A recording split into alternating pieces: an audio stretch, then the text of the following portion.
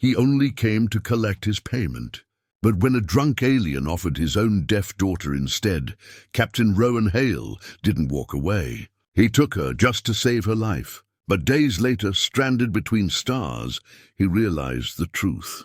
She wasn't the one who needed saving. He was. Captain Rowan Hale had crossed half the galaxy, chasing the same thing everyone else did, peace of mind and a few clean credits. The suns of Virella 7 burned low when his ship, the Nomad, touched down on the rust-colored landing pad. The air shimmered with heat and cheap fuel fumes. The kind of smell that told you honesty didn't survive long here. His client, Drox Ven, stumbled out from a cantina nearby, half drunk, half panicked and completely broke. The alien's glassy eyes darted like a man about to make a bad decision. "You said 15,000 credits," Rowan reminded him, voice flat. "I don't do charity runs." Drox chuckled nervously, tugging forward a small figure from behind him.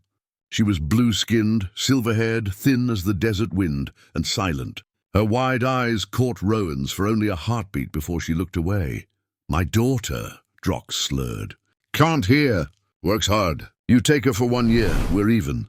For a moment nobody breathed. Then Rowan exhaled slowly, jaw tightening.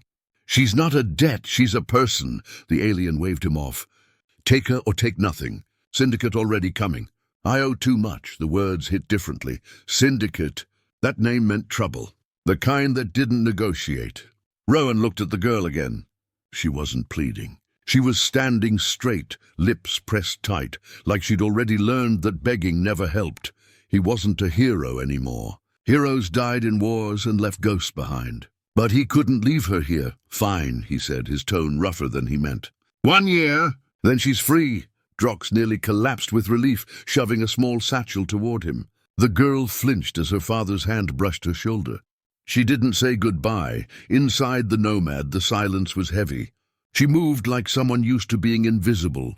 Light steps, careful breathing, eyes darting around the metallic corridors. When Rowan finally spoke, she didn't respond. Only when he turned, she pointed to her ear and shook her head. "Deaf," he murmured.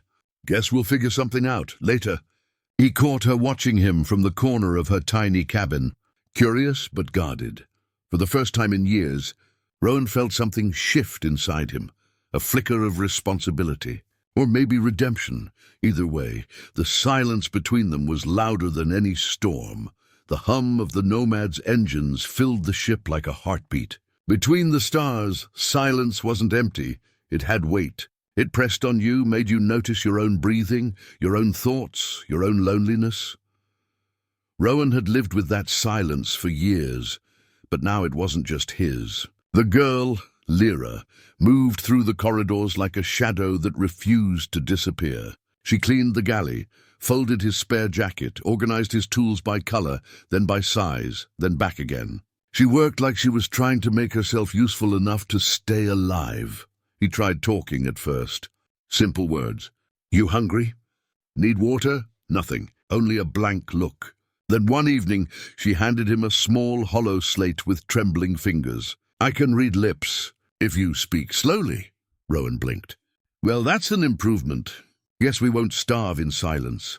The corner of her mouth almost twitched, not quite a smile, but close.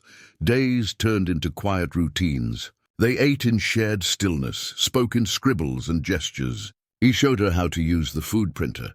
She showed him how to fix it when it jammed. Once he tried making coffee without the filter, and she laughed, silently, shoulders shaking, eyes bright for the first time.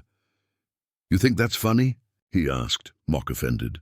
She nodded, typed, "Very funny. You make terrible coffee." The humor was awkward, but it softened the air between them.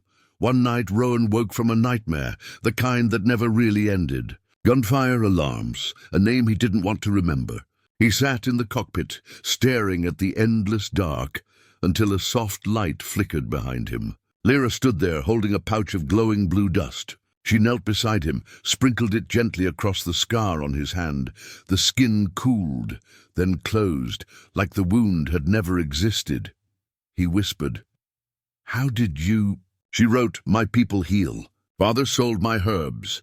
Her eyes met his then, steady, searching. No pity, no fear, just understanding. As the nomad drifted through the quiet between suns, Rowan realized something strange. He'd taken her to repay a debt, but every day with her felt like she was the one forgiving his. By the time the nomad reached the edge of Eden 9's system, the stars looked too calm, like they knew something he didn't. Rowan sat in the cockpit, replaying a single encrypted message on his console. Operation Dawnstar compromised. They're coming for you. Burn everything. He hadn't heard that name in years. Dawnstar, a classified mission that had ended in blood and silence. He thought he'd buried it along with the uniform. When Lyra stepped in, carrying 2 mugs of synth tea, he nearly jumped. She caught his expression and frowned. Her fingers moved quickly. What happened? He hesitated. The truth felt heavier than space itself. Old mistake, he said slowly so she could read his lips. Might come back to finish the job. Her brow furrowed. She set the mugs down, wrote something on her slate, and slid it toward him. You helped people. You good man, Rowan gave a humorless laugh. Good men don't have encrypted warnings from people who want them dead.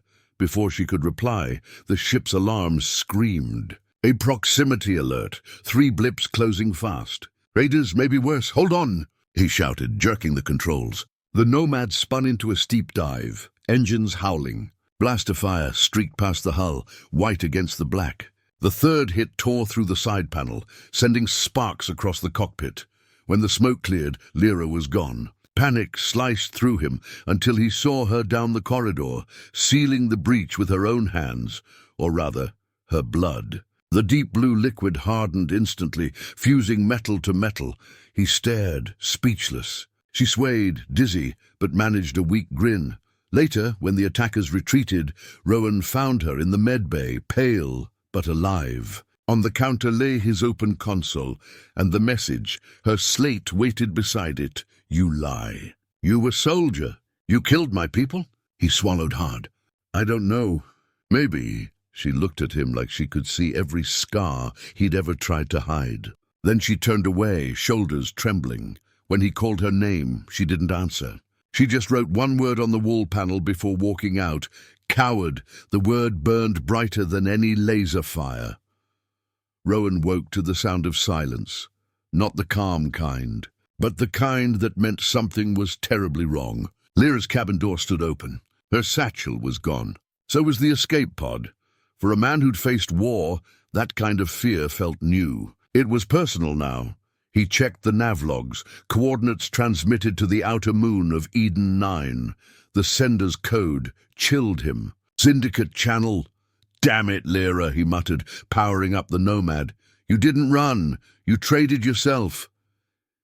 Hours later, he landed on a grey, frozen outpost carved into the rock. His breath fogged inside the helmet as he stepped into a corridor lined with humming machines and syndicate banners. The place reeked of old power and fresh danger. He found her in a glass containment chamber, restrained but unhurt, eyes cold and calm. The alien scientist beside her looked up as Rowan raised his blaster. She's not a hostage, the creature said. She's an asset. Rowan fired once. The warning shot took out the wall panel. Try again. From the shadows another voice answered, deep, familiar. Stand down, Captain. Drox Ven stepped forward, sober, older, eyes heavy with guilt. You, Rowan hissed. I had to, Drox said quietly. They wanted her blood. It's not just medicine, it's code. Living code. She can heal machines, not just flesh. They would have taken her either way. Lyra watched, silent tears sliding down her cheeks. She pressed her hand to the glass, lips forming the words he now understood without sound. I chose this. Rowan lowered his weapon slowly. Then we all die together, he said. He shot the chamber's control node. The explosion shattered the glass. Lyra fell forward. Rowan caught her as alarms blared. Drox grabbed a console, slammed a red switch. Go, I'll cover you. They ran through smoke and gunfire. Lyra stumbled once, blood glowing faintly along her palm as she touched the corridor wall, and the lights surged. Doors sealing behind them like living things obeying her will. When the blast tore through the station, they escaped in silence, not victory, just survival. Rowan looked at her, trembling but alive. "You still think I'm a coward?" Lyra's lips curved into the faintest smile. She wrote one word on his sleeve, hero. The rescue left them drifting through a field of shattered metal and quiet stars. The outpost behind them burned like a dying sun. Inside the Nomad, the lights flickered but held steady. Rowan leaned back in the pilot's chair, hands trembling from adrenaline and loss. Across from him, Lyra sat wrapped in a blanket, blue skin streaked with ash. She was alive, but she wouldn't look at him. Drox hadn't made it out. He'd sealed the blast door from the inside so they could escape. The image wouldn't leave Rowan's mind, an alien he'd once hated, smiling faintly as the fire took him. After a long silence, Lyra reached for her holoslate. "He saved us. He finally paid his debt," Rowan nodded. "Yeah, maybe we all did." The engines groaned as the ship entered Eden 9's atmosphere. Below them, green valleys cut through purple hills, a world that didn't know or care about syndicates or soldiers. When they landed near the lake beside Rowan's cabin, the air smelled of rain and soil, like something clean. Lyra stepped outside first. The wind lifted her silver hair, and for the first time she smiled without hesitation. She traced words in the air, slow enough for him to read. "We home." "Yeah," he said softly. "We're home." Days turned into a rhythm of repair and quiet rebuilding. Rowan fixed the porch roof. Lyra planted strange blue herbs that shimmered under sunlight. The silence between them no longer felt heavy. It was comfortable, shared. Sometimes she caught him talking to himself, then teasingly signed "crazy human," and he'd laugh. One evening, as the twin moons rose, Rowan found her sitting by the water, bare feet in the sand. She handed him her slate. "You think ghosts ever stop following you?" He thought for a moment. "Maybe not. But sometimes they learn to walk beside you instead." She studied his face, then leaned her head on his shoulder. The night was calm. Crickets hummed, wind rustled through alien grass. A heartbeat later she whispered, "I can hear it." He froze. "Hear what?" "Your heartbeat." Rowan's breath caught. He smiled, tears burning his eyes. "Guess the silence finally learned to talk." Lyra laughed softly, the sound fragile and beautiful. For the first time, the quiet didn't feel lonely. It felt alive.